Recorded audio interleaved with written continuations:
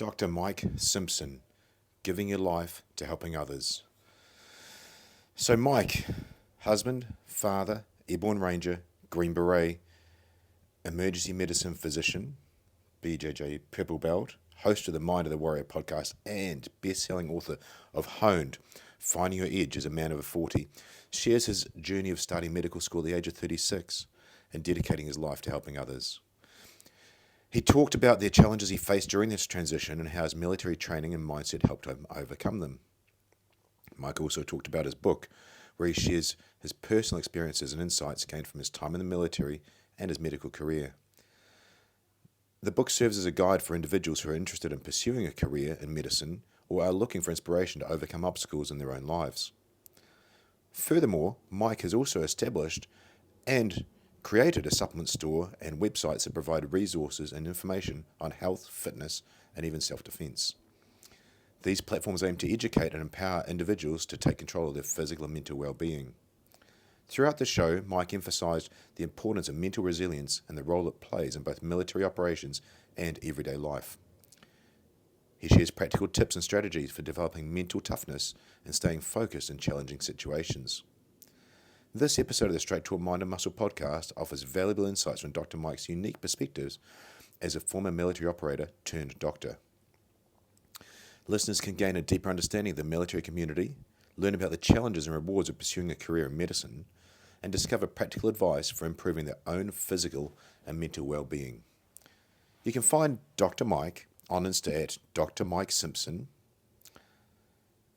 his website, supplements and book at greybeardperformance.com. Links for both of those are below, and his podcast on YouTube, and check out the links below in the show notes as well. Thanks for watching. I'm Damien Porter, former New Zealand Special Forces operator, subject matter expert from hownottoDie.com.au. And you're listening to my Straight Talk Mind and Muscle podcast, sponsored by these guys, MyState.com, the ultimate daily formula for optimum hormone health, stress management, energy, and performance. 100% natural and clinically proven ingredients, it provides everything you need to raise your game in a convenient, gut-friendly capsule. Links for my former shows are in the show notes below. Thanks for watching. And we're live. Welcome to the Straight Talk Mind and Muscle podcast. Welcome to my guest today, Dr. Mike Simpson. Thank you for coming on. Thank you for having me, brother. Really appreciate it. Oh, you're welcome. Another friend from over in the West, over in Texas in America. I was just saying before, another SF operator turned doctor this time, Dr. Kirk Parsley. He was a SEAL. He's over that way as well. Did you ever get a chance to connect with him, or are you in totally different worlds? You know, the name sounds really familiar. I don't think we've ever met face to face, but it's a very familiar name, though. It's funny. I'm asking you if you know a guy in a country of 300 million plus, and if somebody asked me about a guy in New Zealand, I probably know him. You know. Yeah. Well, I'm sure you, especially from Yanks, I'm sure you guys get that all the time. Like, oh, do you know so and so? Like, you know, it's like I get all the time. It's like, oh, you were at Fort Bragg. Do you know my cousin Bob was there? He was in the artillery. Do you know him? I'm like, oh yeah, Bob in the artillery. Everybody knows Bob in the artillery. Oh, our army is so small, Mike. Our battalion is, you know, there's less than 100 guys in each company. We got basically 1.5 or 2 battalions. But yeah, if you ask about a guy in a camp, in a regular military camp, and they're in the corps you're in, yeah, chances are you're going to know them. It's that small. And when I found out about the size of America and the size of Australia, I was like, wow, it's just a different world coming from where we come from. Right. Yeah. Yeah. Massive difference. So you intrigue me, dude. I've had Dr. Dan Pronk on from Australian SAS as well. But what's your sort of background? Were you a doctor before you went in? How did you link up? What's the story between military and doctrine? What's your sort of journey there? Yeah, well, it's it's kind of a weird one. It's one that I think gave my parents a lot of fits when I was growing up. I decided I got really bored with school, probably right around middle school time frame. In elementary school and middle school, I was an honor roll student, And then at one point I figured out, I'm like, school is boring. Most of the people working here, like the best that they got out of it is working here. So I don't know if I should be taking their advice anyway. Um, I like sports and I like girls. And oh, now there's cars and there's beer in the picture and all this other stuff. And I figured out that and it's I'm not a smart guy, but test taking has always just kind of come easy for me. I'm able to kind of figure out based on the subject. Okay, yeah, maybe I've got some type of savant syndrome where like I look at stuff and I go, yeah, that's a test question. Yeah, that's going to be a test question. I can just kind of, I'm just able to kind of figure that out. So through all of high school, the way that I made it through high school was I would never do homework, and then I would get A's on the test, Wow. and I would end up with C's all the time. So I graduated 102. There was 122 people in my graduating class. I went to a very small high school, and I graduated 102. So there was only 20 people lower than me academically when we graduated. But from the time I was a junior, I knew that I was going to go in the Army. So all I needed was that high school diploma. I didn't need honor roll. I didn't need valedictorian. I didn't need, a good GPA. I just needed a piece of paper that says I graduated. Yeah. And that's literally all I was concerned with. Right. So I went in the Army. I went in the Ranger Battalion as an infantryman. Right. Did my first 4 years in Ranger Regiment.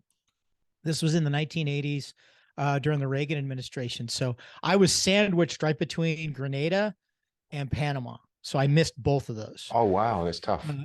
Yeah. So so I watched Grenada on television in high school, and then I watched Panama on television crying because I knew those were my boys. Yeah. After I had gotten out, I'd been out for about a year.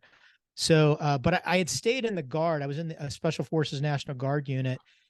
During Desert Storm, we got mobilized, but we didn't deploy overseas. And that's when I was able to finish my training and become a fully fledged Special Forces operator, earn my beret and my tab. And I decided at that point that I really missed being on active duty. I was dabbling in college a little bit, and I was working as a prison guard at night. Neither one of which did I really like. So I'm like, I'm going to go back in the Army. I liked it. I like being around the people. I like being part of something bigger than myself. I liked getting up every morning and, physically challenging myself, mentally challenging myself, guns and explosives and jumping out of planes. This is what I want to do. So, I went back, and, I was an 18 Charlie Special Forces engineer sergeant. So, primarily a demolitions guy. Yeah. And after a couple years of doing that, and I was really enjoying it. I decided to cross over and become a Special Forces medic. And this was very much at the urging of Rick Silva was the medic on my team. He and some other medics were kind of pushing me in that direction. They're like, I think you kind of have the mindset for this. I think you'd really enjoy it. You'd find it challenging. And ultimately I'm like, you know what, I'm going to do it.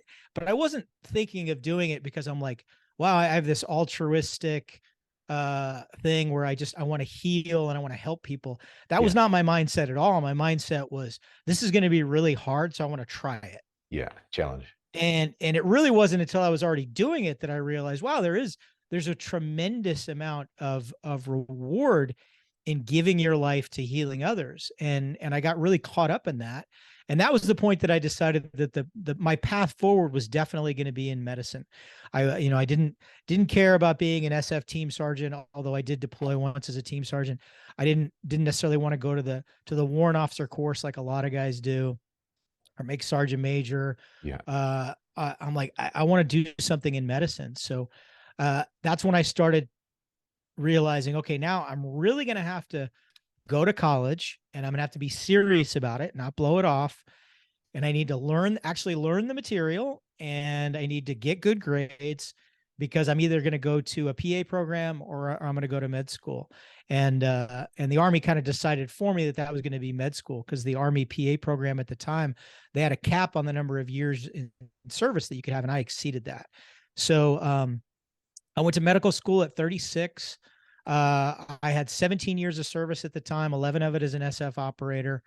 And I went to the Uniformed Services University of the Health Sciences, which is run by the Department of Defense here in the U.S. It is a uniformed medical school. So everybody in your class is either Army, Air Force, Navy, or Public Health Service. Wow. And graduated somewhere in the middle third of my class. I don't know exactly. Can I just where. interject for 1 second there?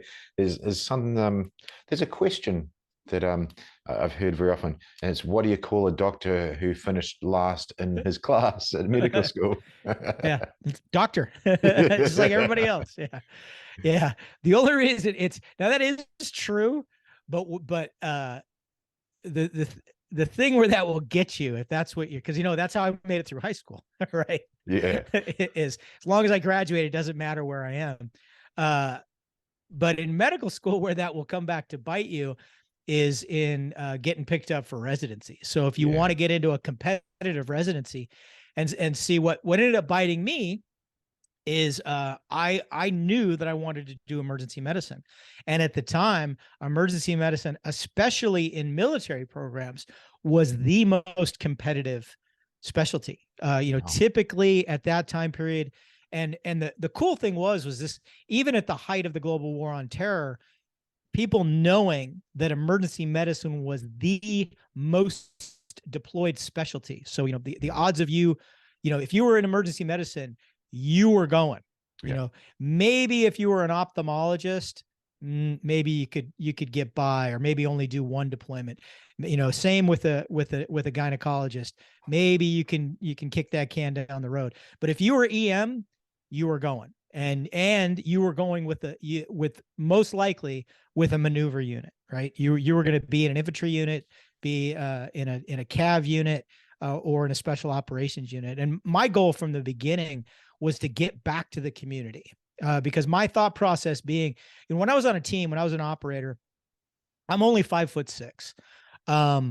I'm primarily of Welsh ancestry, and I ask people all the time, name 4 world famous Welsh athletes, and nobody can. And I'm like, yeah, there's a reason for that. Okay. We are not the most athletic people on the planet. Shout out to Wrexham FC, right? Doing great things in the football community in Europe, but we're not known for being athletes. So I was never going to be the biggest. I was never going to be the strongest. I was never going to be the fastest.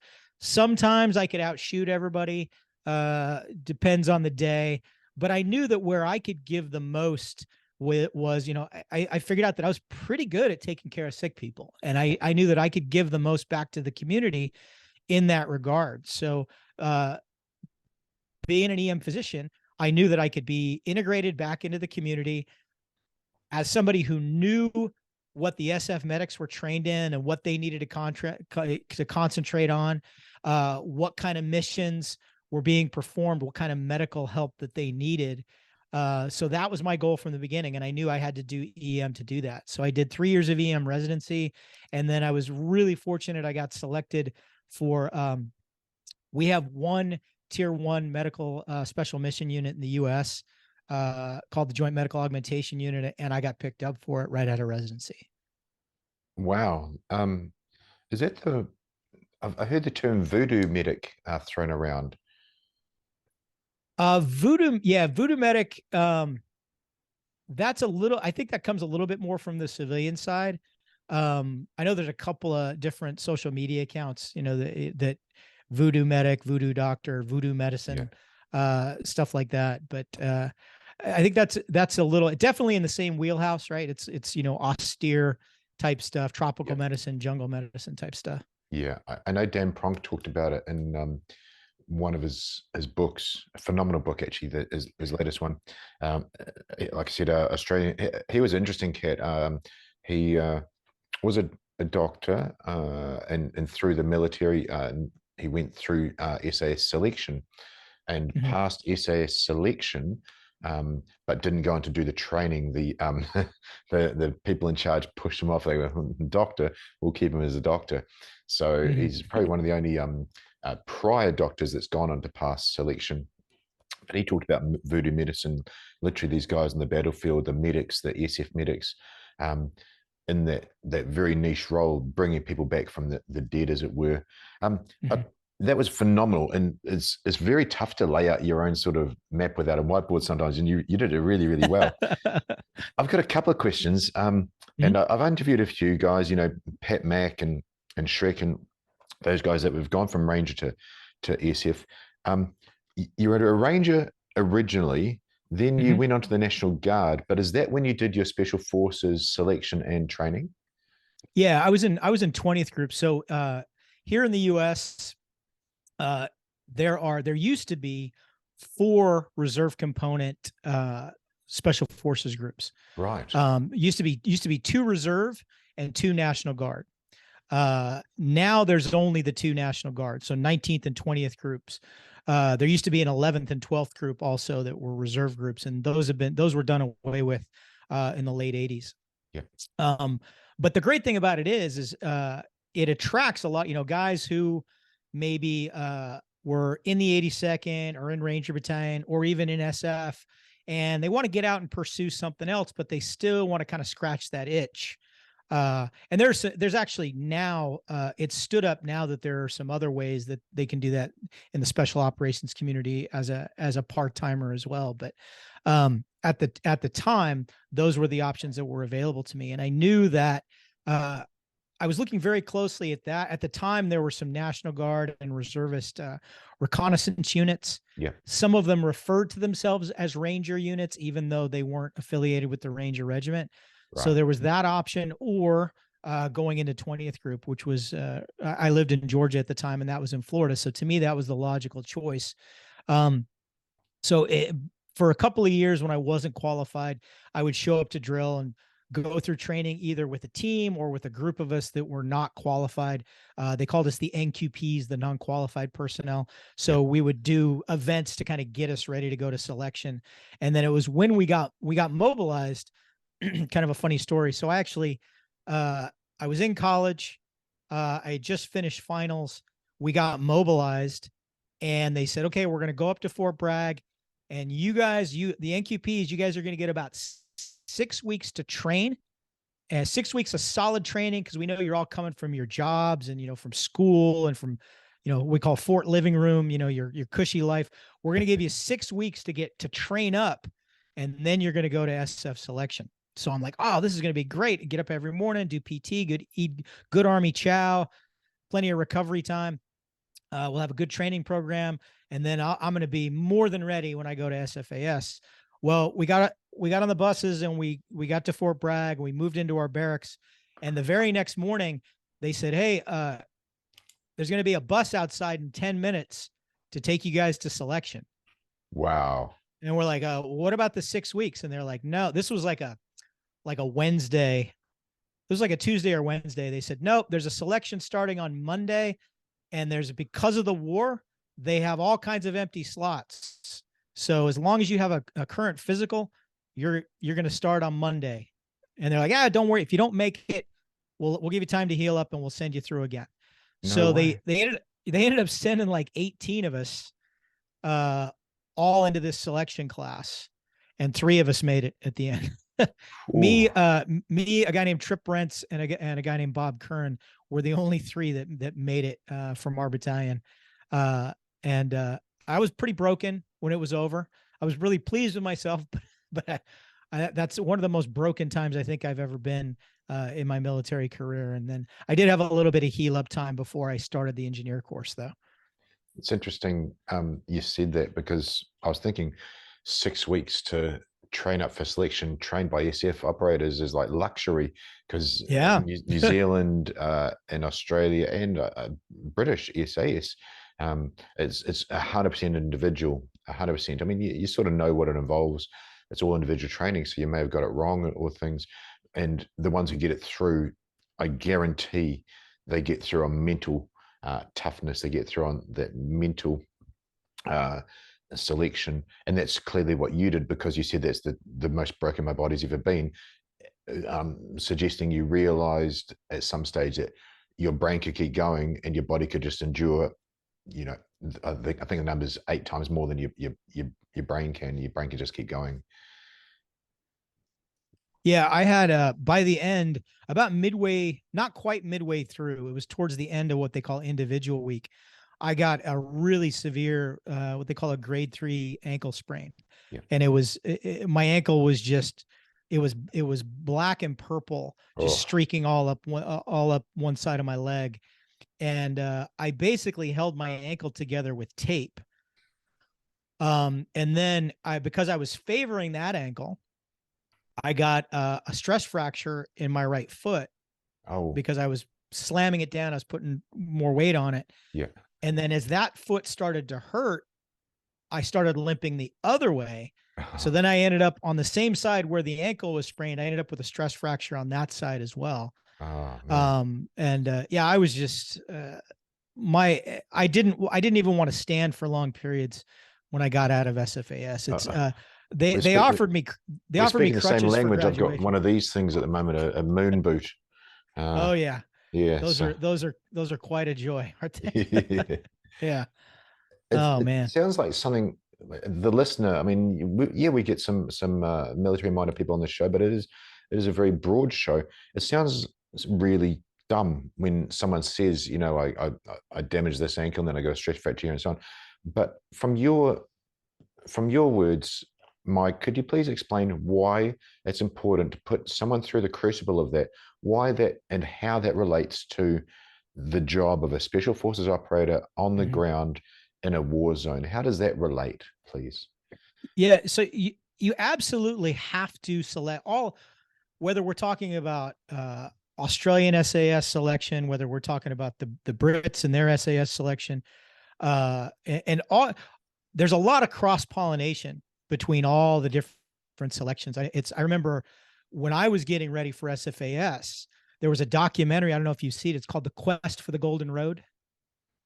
The Golden Road to Samarkand, I have not seen it, but I can understand where it's from. Yeah, it's about the Australian SAS, and it's like 5 peaks in 5 days, Yeah.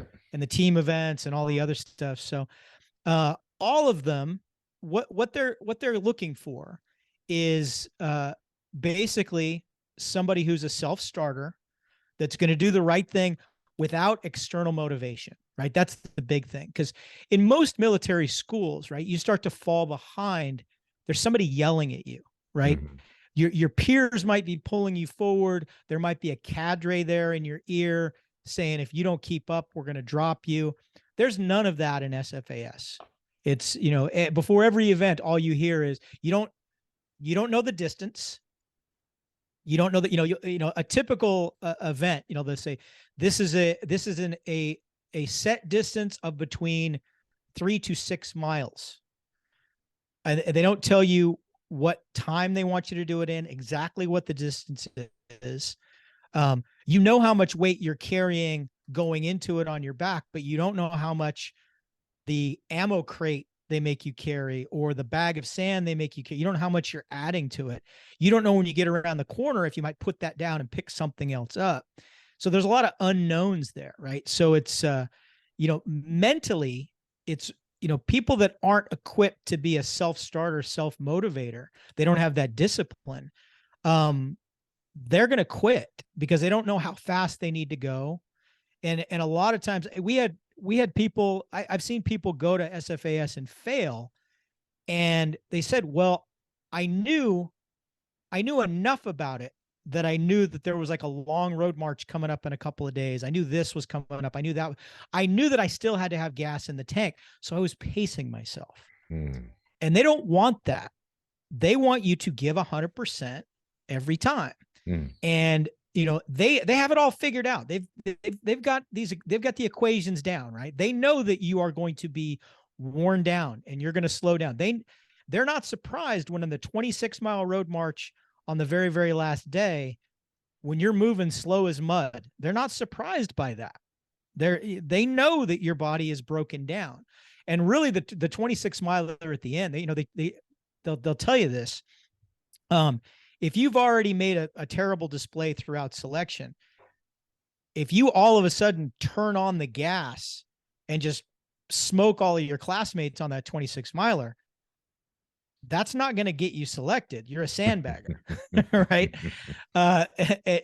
you can only, in the briefing that we got before the road march, they said this is just another chance to fail. This is not a chance at redemption for any of you. This is just another chance to fail. And they tell you that immediately before you start walking. Like in the 30 seconds before they go, face to your left, move out. Yeah, exactly. So that's in your head. All you're thinking the whole way is, man, 4 days ago or a week ago, I was the last person to come in on land nav, or I was the second to last person on land nav. My team during team week had to stop for me a couple of times. And I saw the cadre writing that shit down. Now I'm 8 miles into a 26-mile road march, and I'm hungry and I'm tired and it's cold. I went in March and it's raining and I really don't want to be here right now. And you know what? Maybe if I'm already in a position where I'm not going to get selected, why am I putting myself through this? But what they want is the person that doesn't care, that's doing it basically for themselves, that has the heart, right? They want you to be smart. They don't want you to go to the point that you're literally dying. There was a video that was circulating on the internet a few years ago, and people held it up as something to be applauded. And actually it was kind of cringeworthy. And what it was a female lieutenant doing a road march in the military, and she was crawling across the finish line. Right. Like literally crawling across the finish line. And people were like, oh, look at the heart. Look at that. Like, she won't quit. Look at the heart that she's displaying. And I said, okay, yeah, that's one way to look at it. Another way to look at it is she is completely combat ineffective, right? Which means she either pushed herself way too hard 4 or 5 miles ago, and now she's paying the price. Or she wasn't prepared. Or she just wasn't prepared, right? Yeah. So, she's crawling across that finish line, but there is no point in combat where you get to cross a finish line and collapse in a puddle of your own sweat, and somebody comes over and picks you up and pours Gatorade down your mouth. That just doesn't happen, right? So they want you to push yourself. They want you to be smart about it. They wanted you to know enough to be in shape when you got there, and to be a team player, because at the end of the day, you can be just, what,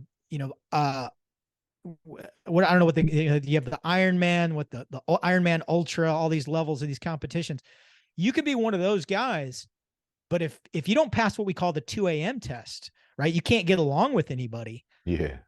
Then, hey, this isn't Jason Bourne. You're a team. So it doesn't matter if you're in this amazing physical shape and you can't operate as a team. So all these things are being evaluated. You take a psychological test when you get there.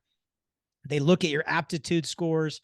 They want somebody who's smart, psychologically well-adjusted, doesn't have any weird issues, although we all have some issues, like literally every single one of us.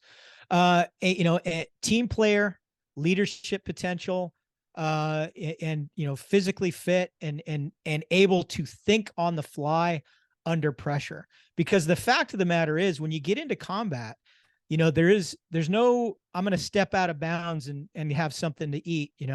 I'm going to call timeout and get a slice of pizza and a Coke. You don't know, I've never been in one of these protracted 3-day firefights, but I know people that have. You don't even know how long it's been going on. You don't know if it's day or night. You've just been under this high stress situation, and I have done training evolutions and combat evolutions where, I've gone 3 and 4 days without sleep, eating, a Ziploc bag of trail mix in my cargo pocket is all I have to eat.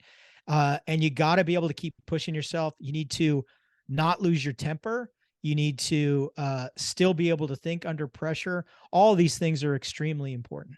Yeah, you know it. And I was trying to put all the things you're saying together there. Really, it's just the ability, I believe, and I'm sure we all speak the same language from the operator world, is the ability to put the mission before the body, the mission first. Yeah. The body, you were hurting.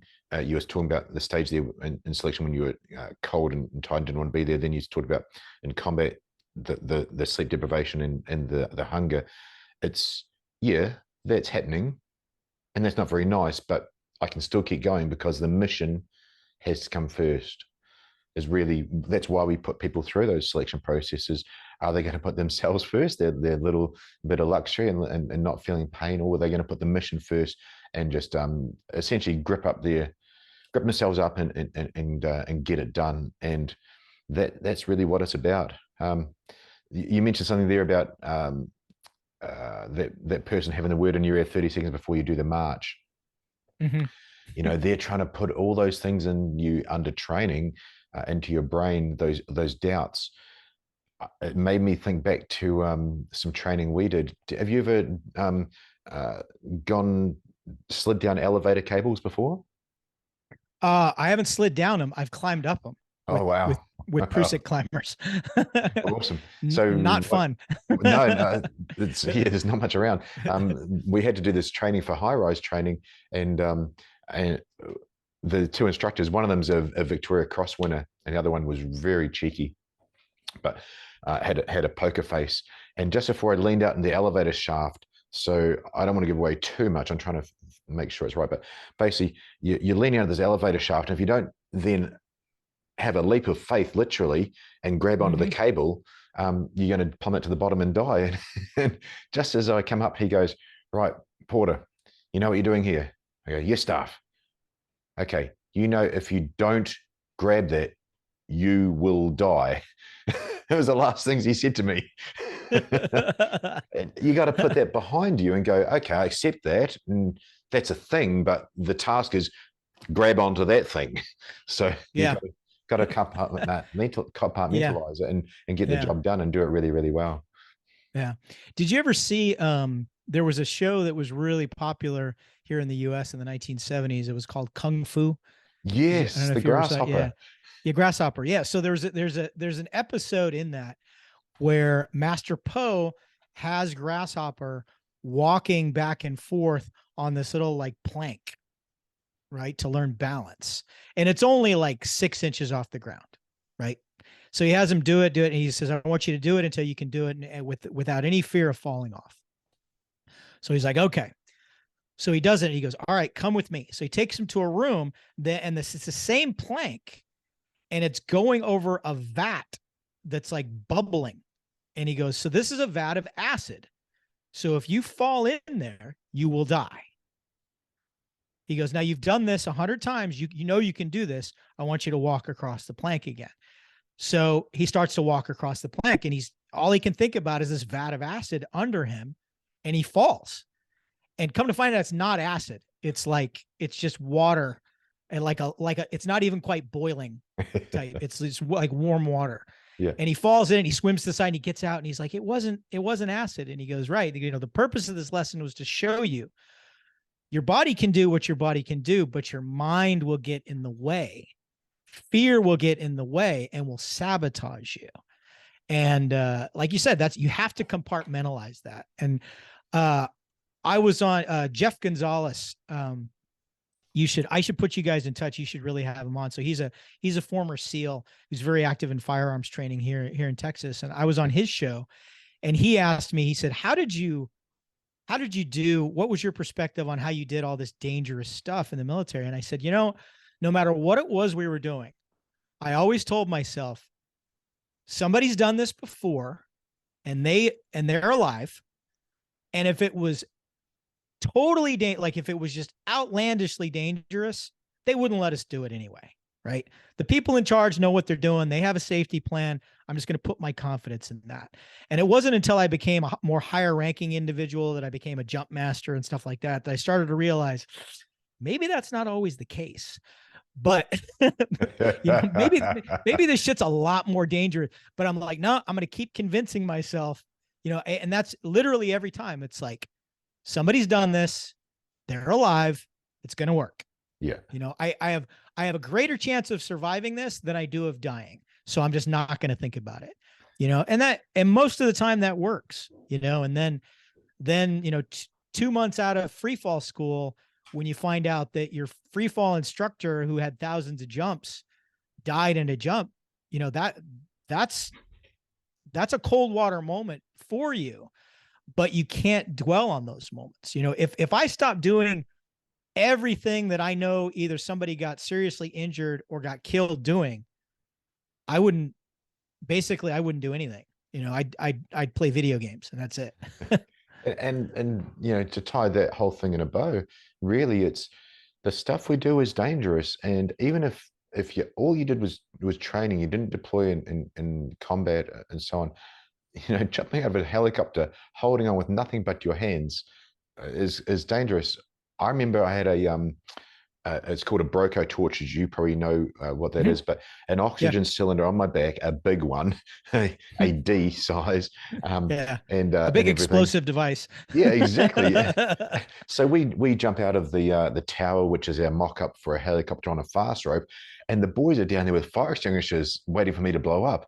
It's like, well, I'll blow up if I crash, but how about I just do what I got to do, just hang on because I was one of the strong ones, and and you're safe. We do dangerous things, but we have we're pretty good at being professional in what we do and carrying out the task. Oh, it's interesting. It's thrown me back to the glory days having a chat.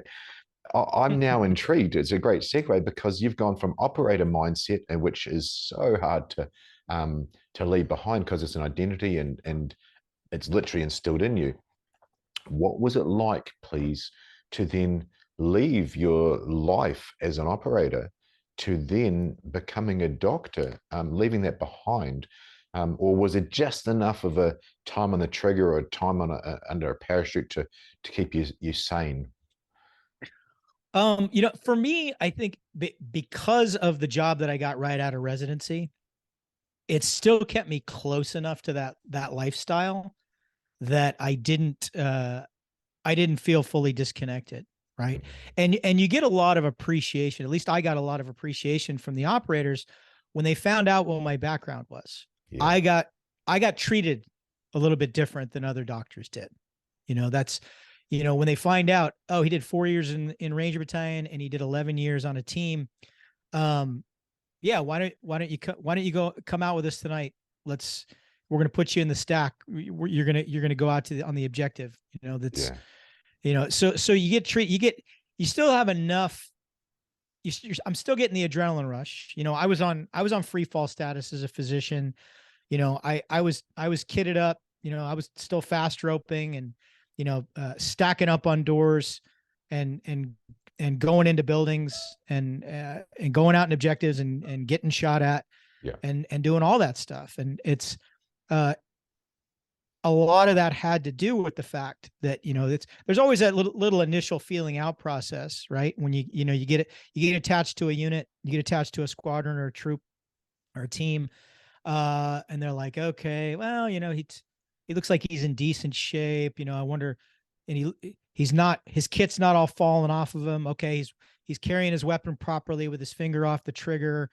And, and then they start to talk to you about it a little bit. And I remember one mission in particular, and I was assigned to directly support a troop from Delta, and it was going to be a pretty high visibility mission. And their medic basically came over to grab me, and we did not know each other, but we knew all the same people. Before going on to be in Delta, he and I had been in the same special forces group together. So we knew a lot of the same people. So by the time we walked over to meet everybody else, we had that whole conversation that I'm sure you've had hundreds of times with people. Hey, so-and-so, hey, how's so-and-so? Hey, remember, oh God, he's hilarious, blah, blah, blah. Have you been out on his boat? Blah, blah, blah. You're having that whole conversation. So we get there. By the time we get there, he introduces me to his sergeant major, not as this is the doctor that's going out with us. This is Mike, former Ranger, former 18 Delta. And I could see the sergeant major's face, like visibly, okay, thank God. Like I don't have to babysit you. I don't have to, I'm not going to have to worry about you. And he says, okay. He said, what's your plan? And I pointed at the medic. I said, well, I'm going to attach myself to his hip. When he gets off the aircraft, I'm going to get off the aircraft. If he runs, I'm going to run. If he stops, I'm going to stop. If he gets down, I'm going to get down. If he's shooting and I can see what he's shooting at, I'm going to shoot at it. And he goes, all right, sounds like a good plan. Let's go. Competency. That's all you want. Competency. And I remember my last year, we heard there was 2 females coming up on selection, and we're all going, awesome. Let's see what they got. Yeah, yeah. If they're going to turn up the start line, let's check them out. And I was very saddened that their sergeants in the infantry battalion, or whoever they are, we blame it on the unknown enemy, you know. Right. The wannabes probably somehow talked them out of it. They didn't turn up, and I was thinking, I don't care if you're gay, purple, got a mohawk, whatever the hell you are. We don't care about that.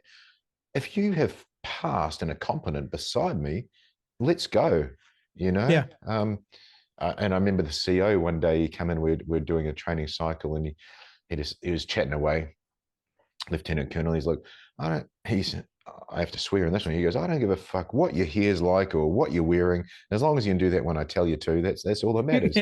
Yep. And I just find SF guys are the most accepting ever, except when someone infers or says they're competent and they're not, then you're screwed. No, exactly. That's, if you know somebody's been through the same pipeline as you, so the same process as you, and that the standards have been upheld, that's all I need to know. Yeah. You know, that's all I need. I mean, I've jumped onto helicopters with people. I literally, that's when I'm meeting them. Yeah. Is getting on that helicopter, you know, cause last minute, hey, we need you. We're going to be, be outside, be standing outside in 30 minutes and we're going to pick you up. We got to go do this. But I didn't need resumes on all of them. I knew what type of training they'd been through, and they knew what type of training that I'd been through. So, just given that, you've got that confidence. And like you say, I don't care. I don't care if somebody, I don't care if somebody is a heavy drinker, or if they're a deacon in their church, or if they're gay, straight, from the South, from the North, black, white, red, yellow, brown. I don't give a shit. I mean, yeah. I've been on extremely diverse teams, and we all got along like brothers, and somebody else comes in that room. It's all of us against you. We're a family. Yeah. You prove to us that you're going to be a part of this. Yeah. And all those guys, I would, regardless of where they came from, what their background was, you take a bullet for those guys. 100%. It's interesting that we went that direction before the show. In the email, checking emails, Sean Ryans came up, and he's got the SEAL Team 6 operator. Transgender was the term used, but I know that operator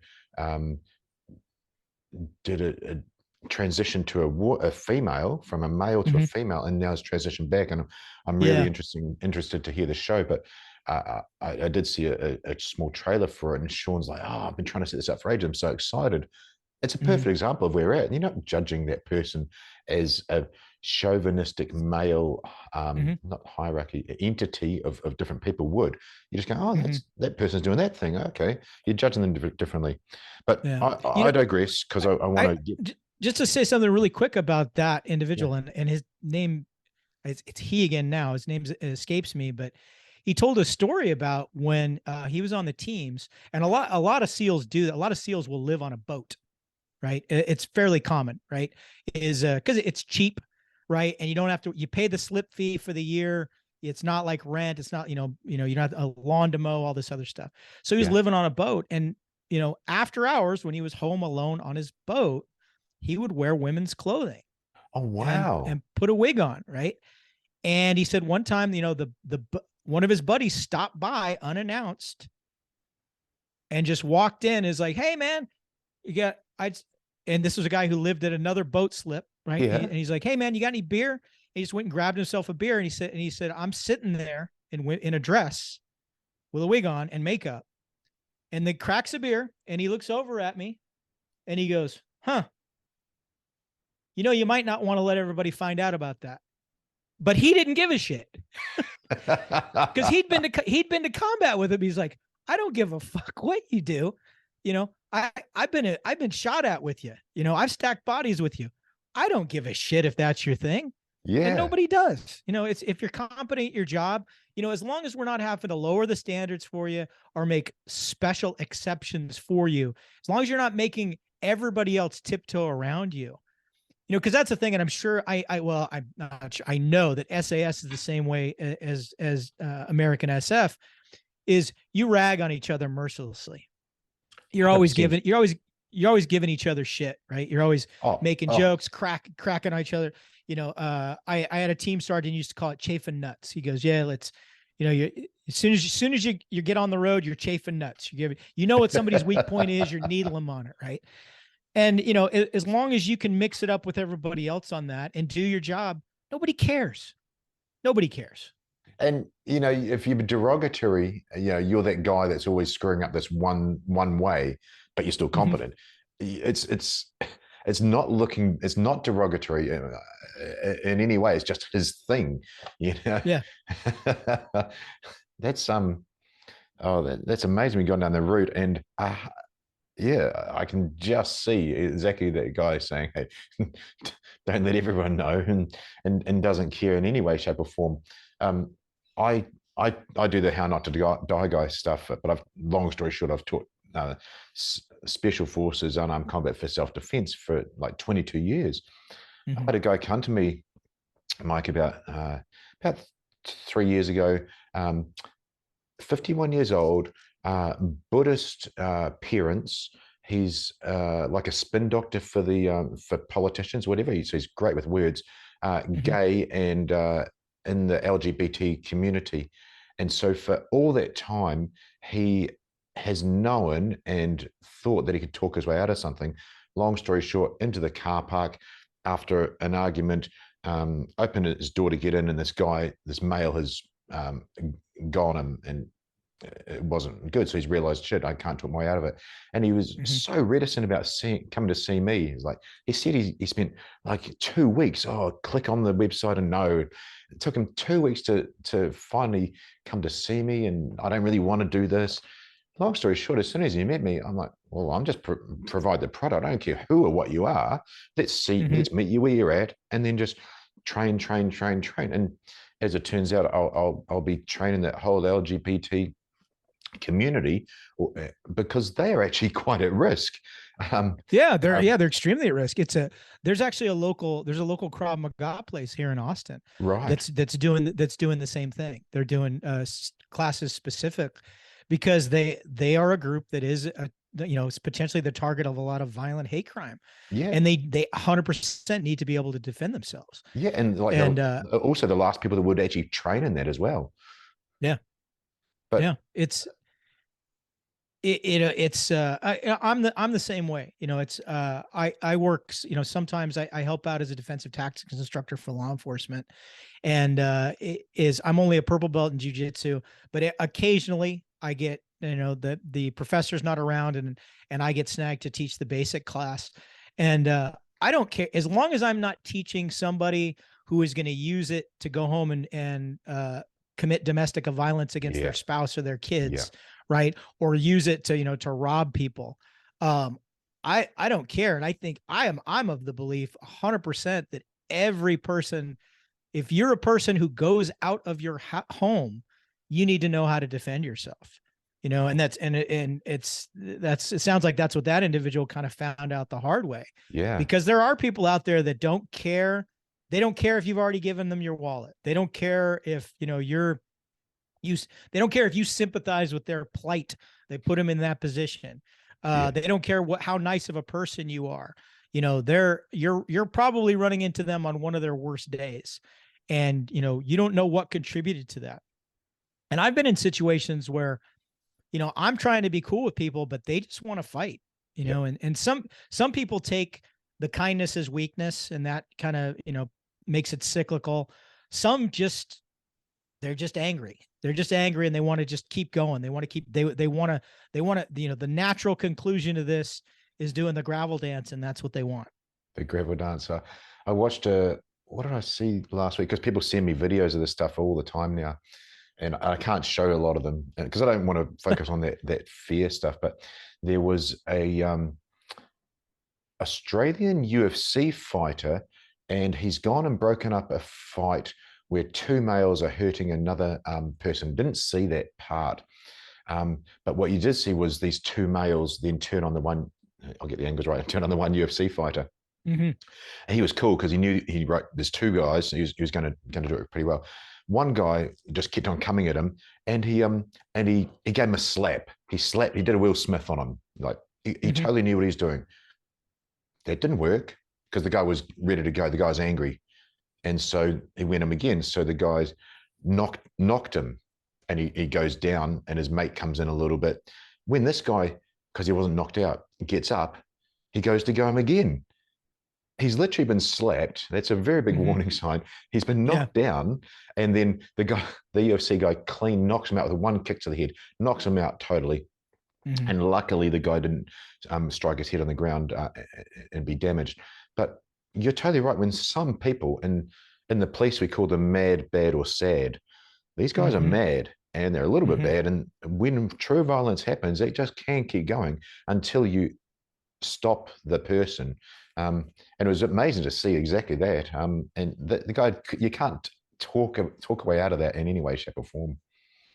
No, you can't. It's, you think people think they can, and I don't care how good Henry Kissinger couldn't negotiate his way out of some of these, and that's what he did for half a century. Right. Yeah. Yeah. So you have to be prepared. Look, you said purple belt, and I've literally got your bio here, and also kudos to your social media and your website. Husband, father, Airborne Ranger, Green Beret, emergency medicine physician, BJJ purple belt, which we got there. But it takes us to the last place that I would love to speak to, because it always stuns me hearing a knuckle dragger, as it were, as we call ourselves, but really we're the thinking man. You're the best-selling author of a book, Honed, Finding Your Edge as a Man Over 40. Please talk to the audience. What the hell inspired you to write a book? And then specifically, this subject matter is very different than operators write about. Yeah. And there's a little bit of contradiction in the book too, because one of the things I talk about in the book, and I use the phrase that I sacrificed my body at the altar of mission readiness, right? You talked about that earlier. You got to put the mission first. Wow. And I literally did that for 32 years. I went to medical school at 36. I started my residency as an intern at 40. That's, so I was 40 years old as an intern. Internship residency takes a big toll on the body anyway. It's, you're working shift work at least 6 days a week. At one point I worked, almost 60 days without a day off. Holy cow. Because I was getting, we call it in the over here, we call it a DOMA, day off my ass. So it's on the schedule, you have a day off, but you have to come in for something else. So I kept having my day off on Grand Rounds Day, and you have to go to Grand Rounds. So I literally went like 2 straight months without a day off. Wow. And I gained a lot of weight. I got in bad shape. And then as we're getting towards the midpoint of residency, I'm like, hey, I want to go back to the soft community. I got to get back in shape again. And I noticed it was a lot harder. I was older. And so I was having some challenges getting back in shape. And then that continued when I was in the unit. And there was a few times where, because when you're young, you whether you're going to a school, or you're going on leave, you're going on vacation, you can just take some time off and abuse your body and eat what you want and drink and not sleep. And I'm going to power through it for a week, right? I used to call it cleaning the gunk out of my carburetor, right? I'm just going to push it. I'm going to do some hard and fast 5 milers, and it's going to suck. It's going to hurt really bad. But in a week, I'm going to have my stride back again. Yeah. Well, I found out I couldn't do that anymore.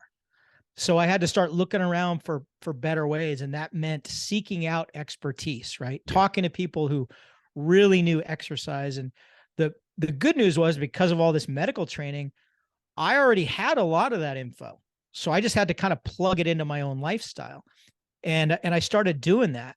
Then when I started the Mind of the Warrior podcast and I started having a little bit of a public image on social media, Yeah. I started getting asked a lot of questions about that. Because by this time I was in my late 40s, early 50s, and guys were always asking me questions. I was getting emails. Hey, doc, I have chronic back pain. Hey, doc, what do you think about the keto diet? What do you think about the carnivore diet? What do you think about paleo? What do you think about CrossFit? What do you think about Pilates? So that made me do even more research in answering all these. And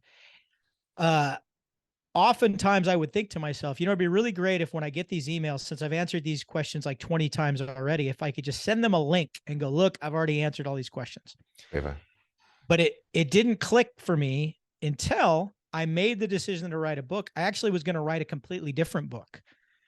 And in talking to Tucker Max, who at the time was the CEO and owner of Scribe Publishing, who published my book, Tucker said, I was telling him about the book that I was going to write. And he goes, I've heard you talking to people and I've seen what people really cue into when you're talking to them.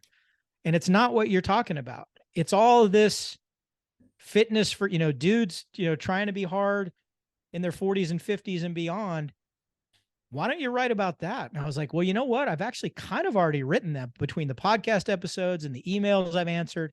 I've actually kind of already written that book. So I went back and I looked through all my old emails, all my old podcast episodes, made an outline for the book.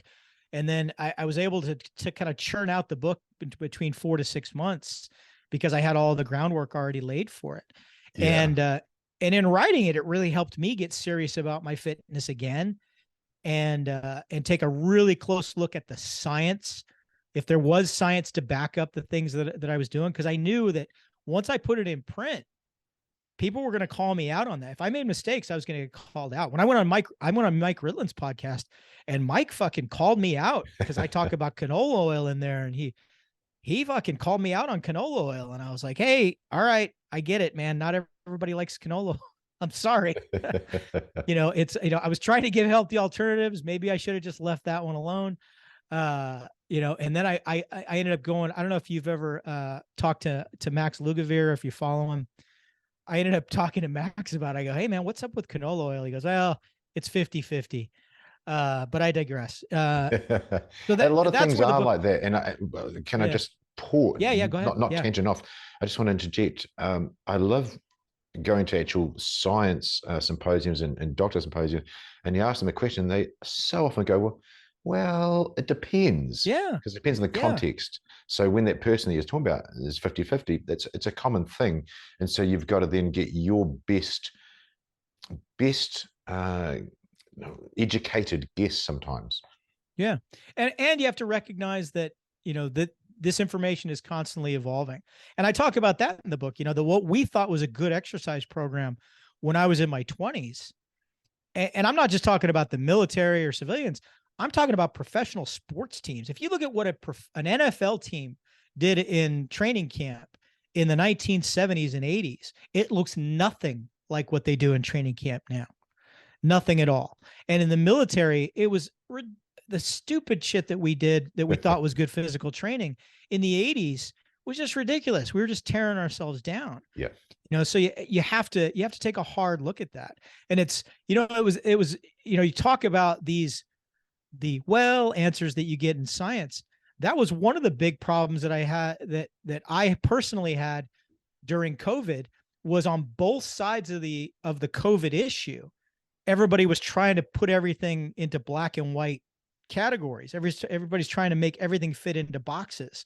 And there was a lot of nuance in there, whether you were talking about vaccines, vaccine reactions, long-term sequelae of getting COVID, natural immunity, herd immunity, whether, shutting down to flatten the curve was a good idea or not.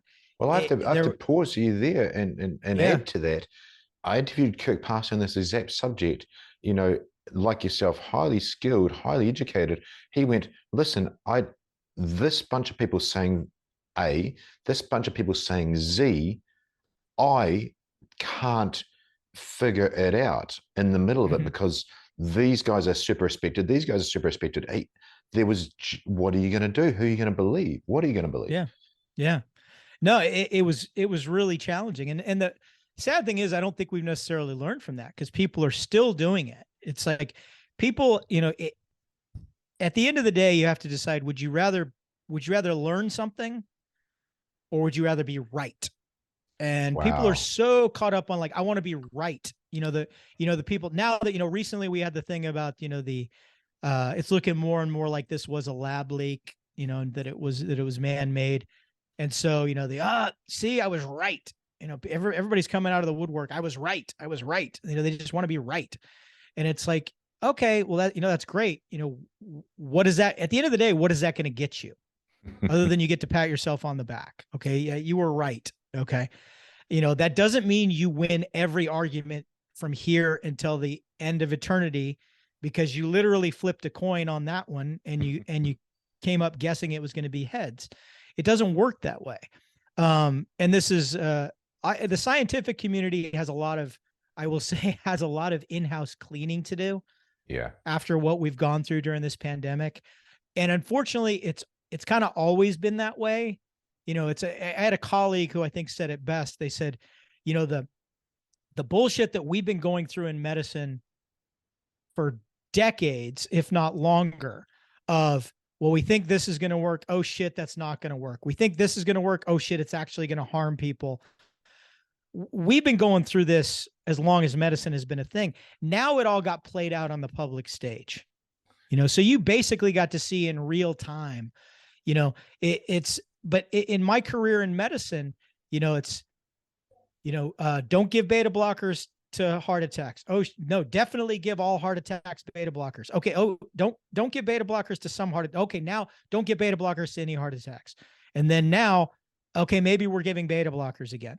It's constantly changing. Yeah. And again, this is something, it's like the dirty family secrets of medicine are now on display for the general public to see. What a way to look at it, Mike. The reason I say that is I did actually get to interview someone on this exact subject. Belinda Fetke, a nurse, but her husband is a surgeon, and he is specific orthopedic surgeon, and he started giving low carb / keto advice to type 2 diabetics, and he was reversing. He didn't want to cut off their limbs anymore. Long story short, APRA, which is the regulating body, went to censure him. But she looked into where this vegetarian diet came from, and where the nutritional advice was coming into the medical schools, and it was actually from a Seventh-day Adventist church, one female who was spoken to by God, who said that meat is bad. I'm super paraphrasing. It's a great show. She did investigative journalism, really. But then that brought me to what you're saying about the beta blockers, yes or no sort of thing. There's an Italian professor. He stated, and he's written a book, and he's stated on many interviews, I think 89% of all published scientific studies are false. Now, false wasn't literally lying, like cannot be replicated. Bertoli, I think, is his name. In the show notes, people, if you're listening, I will find out and I'll put it down. Google search it like that. 89%. So what are you supposed to do, Mike, when you read the study, beta blockers are great for this, and then even worse, what if they're not on the actual prescription beta blocker, but on a copy that's off patent or whatever you call it, and that doesn't do the job at all. I remember reading about some heart medication that is down to the less than a milligram, and the company's got the dosages off, and it's hurting the patient. So what a tough place you're in. Where are your set standards? Yeah, that's I don't know who the first person to say this. By the time I heard it, I'm sure it had been repeated thousands of times. And as the story goes, there's a medical school class at graduation, and the dean of the medical school gets up and he says, half of what we taught you is wrong, but we don't know which half. Oh, wow. And it's a joke, but there's a strong grain of truth to that, because so much in medicine has changed. I only just in a short time, I've been in medicine literally like a blink of an eye. I mean, comparatively, and so much has changed. And the problem is, you have to be open to evolution in the way that you approach a topic. And if you're not, if you're rigid, therein lies the problem, right? Because what people who are very rigid in their thoughts, and you brought up, if we're talking about veganism, vegetarianism, the carnivore diet, what I've seen all these people do is they do what's called data dredging, right? Yeah. Is they decide, I want to prove I'm liking this carnivore diet or whatever. So I'm going to go out there and I'm going to find all the data that supports why this is the best thing ever. And they won't look at any of the other research, right? I have friends on social media that do this. They'll post links all the time to articles that it's all a confirmation bias, right? It's, I found an article that, and what's really funny is, and a little bit sad, is those that don't have a scientific background will, based on a clickbait headline, think, I found the I Gotcha article. And they actually, I've had them post stuff and I'm like, you realize when you read the article, it actually completely contradicts your point. Yep. So often. In multiple places. So often. And they're like, no, the headline says that. No, well, okay. You need to get down here into the methods section.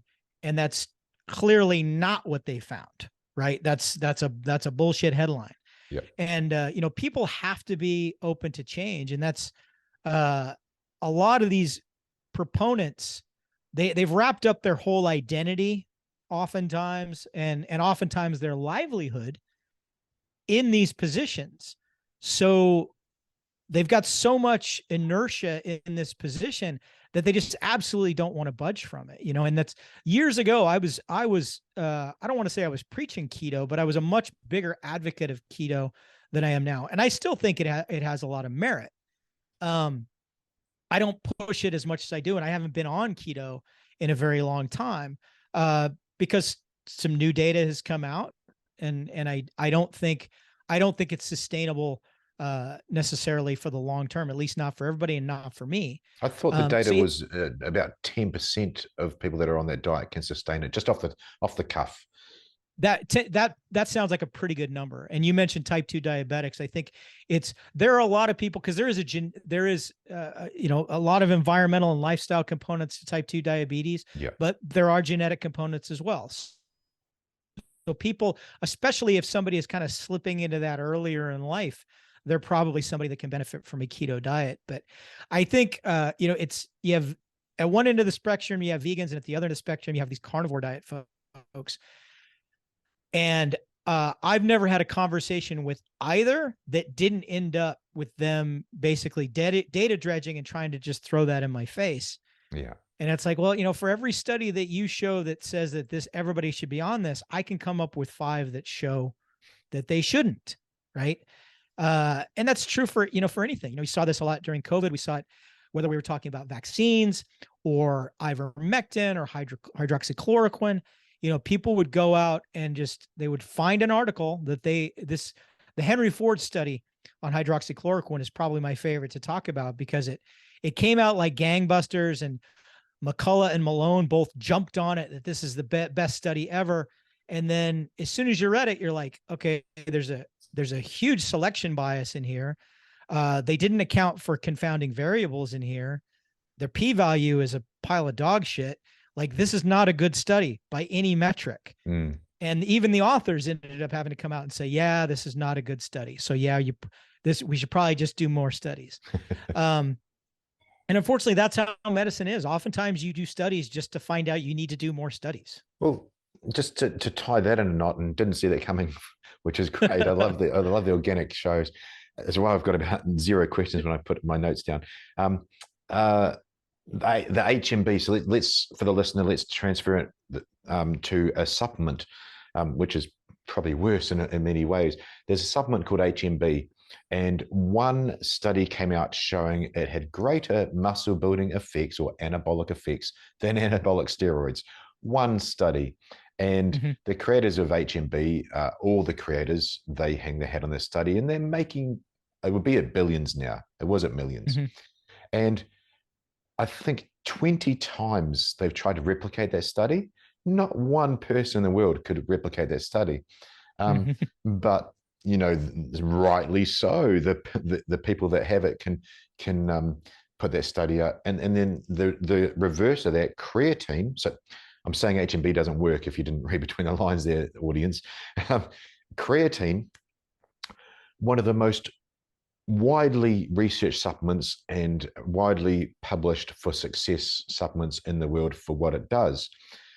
Then all these fancy creatine supplements come out and they base it off that study. You're getting, I'm literally throwing numbers here, $100 creatine versus $20 creatine. Well, nothing has ever shown that expensive powder works. It's always based on the original one, which is creatine monohydrate. So like you're sort of getting everybody wants to sell you something. And if we're looking from the vegetarian diet, the guy Kellogg's who invented cornflakes, for a very different reason, there's no way he can walk that back and say my stuff's actually there to lower testosterone, lower anger in males, and it's not actually that healthy.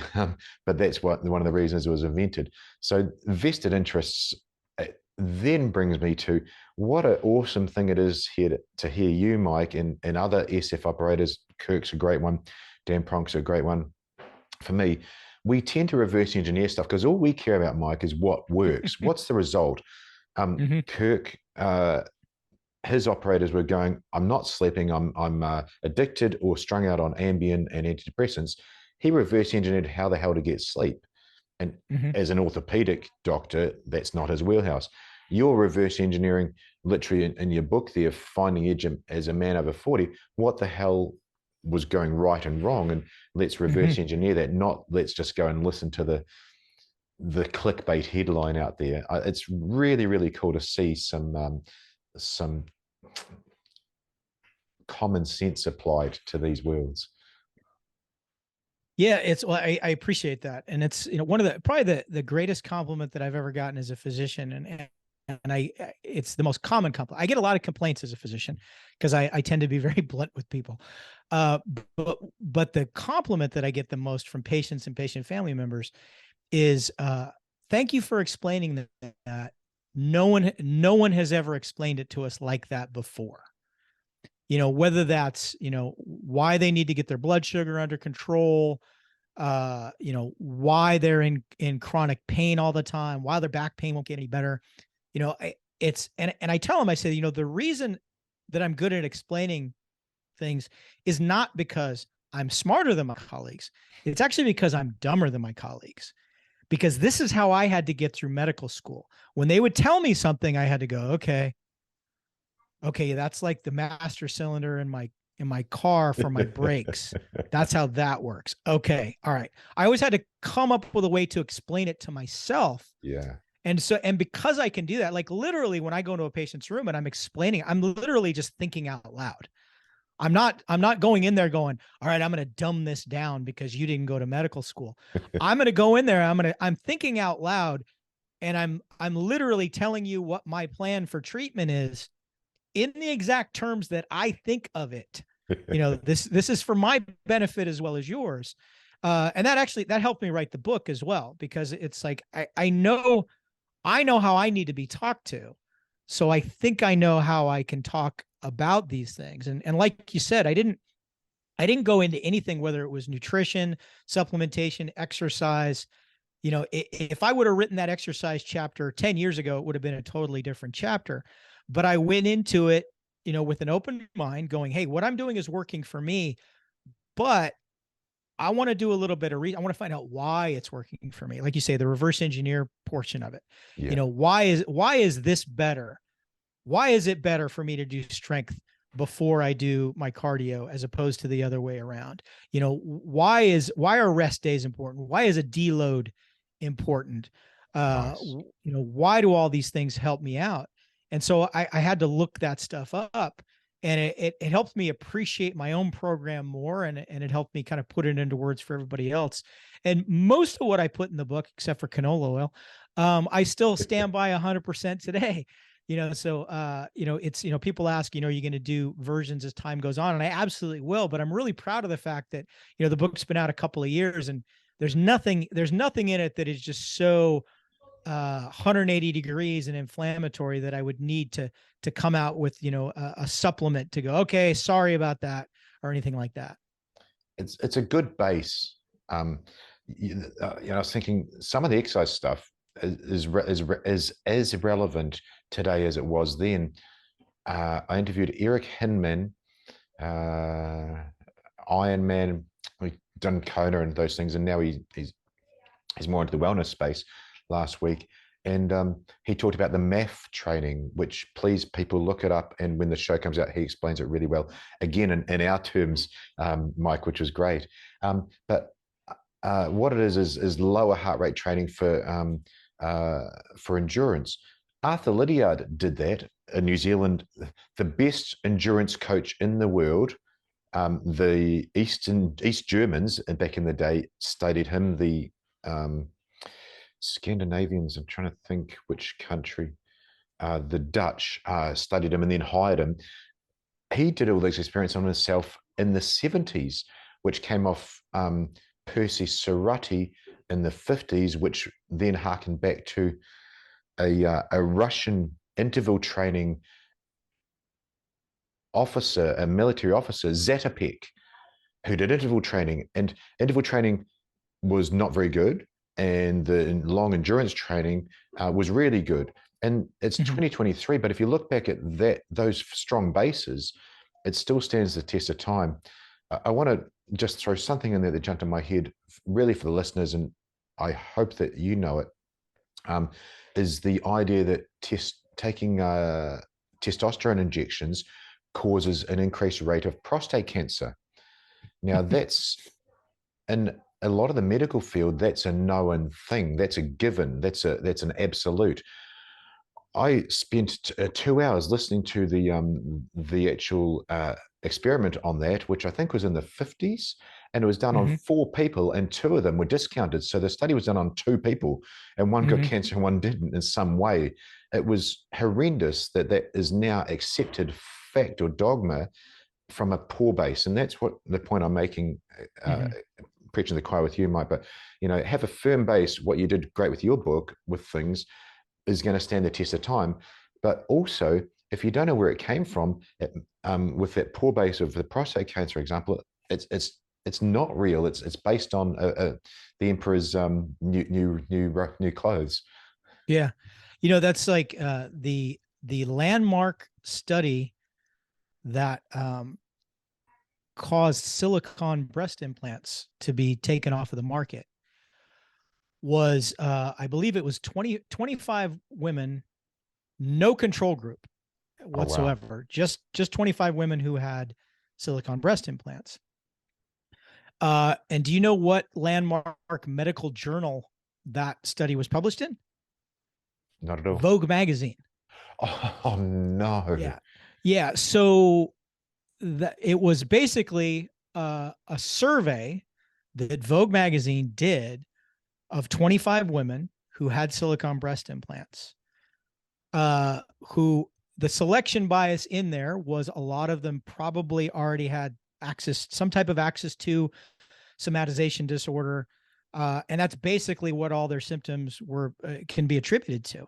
I'm not saying that, obviously, putting a foreign body inside of somebody and implanting it, obviously there's going to be things that go along with that. But the science that went behind silicone breast implants being taken off the market, which now they're back. People still don't use them as often, but they're approved again. It had nothing to do with any long-term studies. No controlled studies were performed to determine that. And a lot of times the court of public opinion is where a lot of these things get decided, unfortunately, and they become so ingrained. You mentioned creatine earlier, right? So just recently, I had my annual physical exam with my physician, and my kidney function was a little bit off. Not terribly. I'm not going on dialysis or anything like that. It's compounded by the fact that they've actually changed the parameters of the test. Yeah. So if a year ago I still would have been in the normal range. Now I'm slightly below the normal range because they moved which actually shocks me, because usually they move things the other way. That's what they did with Yes. testosterone. That's what Testosterone's they've gone done up. with blood sugar. Is they move the test to bracket the average, right? Yes. As a they've done the opposite with kidney function. So my GFR is a little bit on the low side. So I'm having my appointment with my doctor, and she says, okay, your GFR is a little bit low. So that means you should not get too much protein in your diet, and you need to avoid things like creatine. And I'm like, you are a physician.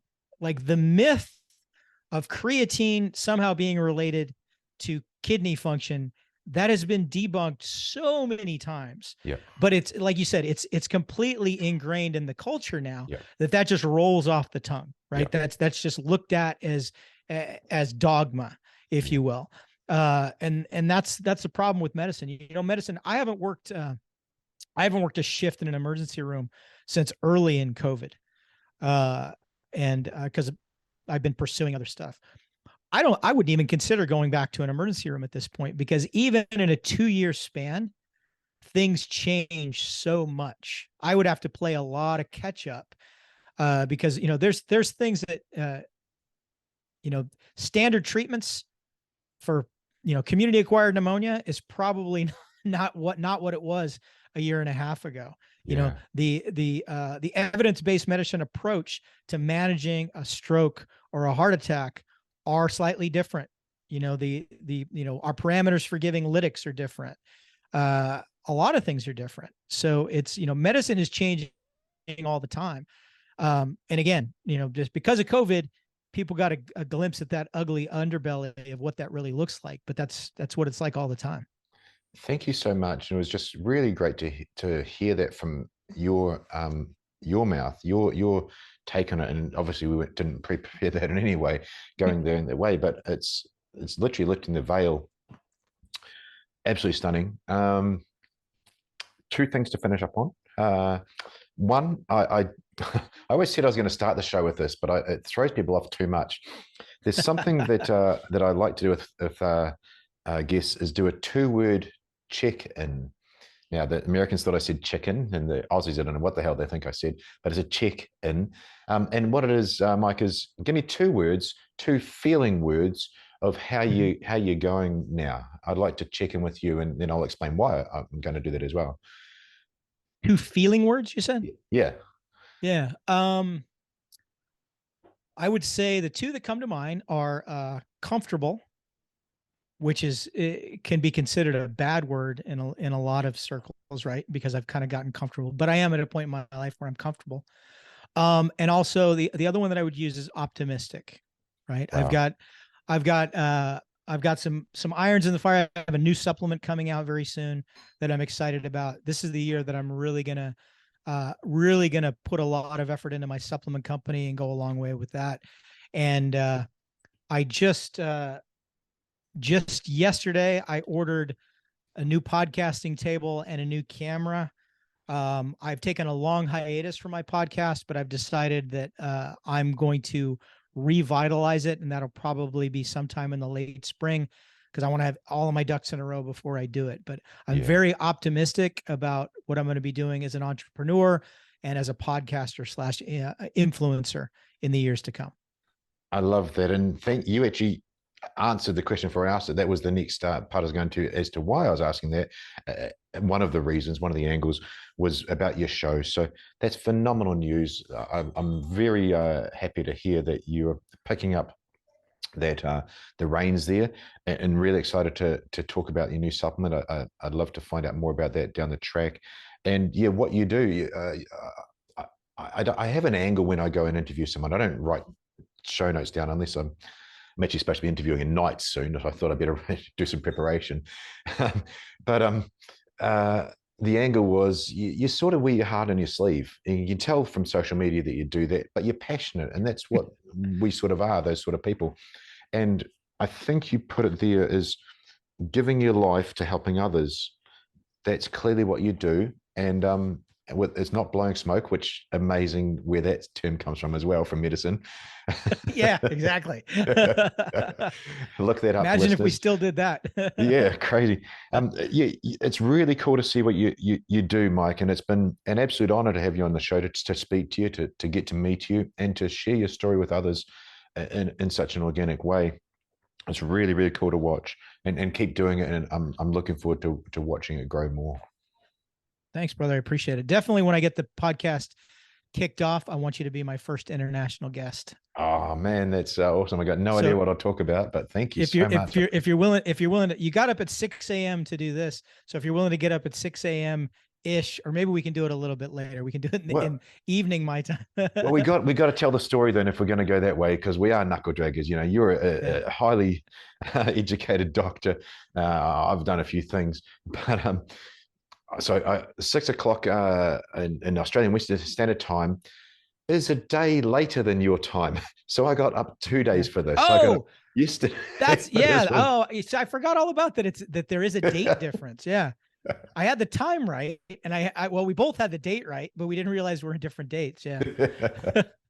Hey, I'd love to. Thank you. I'd appreciate that so much. Absolutely, man. I look forward to it. So this has been a great talk, and I look forward to continuing it. Love it. Thank you so much. I'll hit pause. Appreciate you coming on. We'll have a chat. Thank you, Mike. Thanks, brother. Hi, thanks for watching. I'm Damien Porter, former Special Forces operator, and check out my new project for 2023 at hownottodie.com.au, where I've combined all my Special Forces training and police officer experience to help others. Thanks for watching.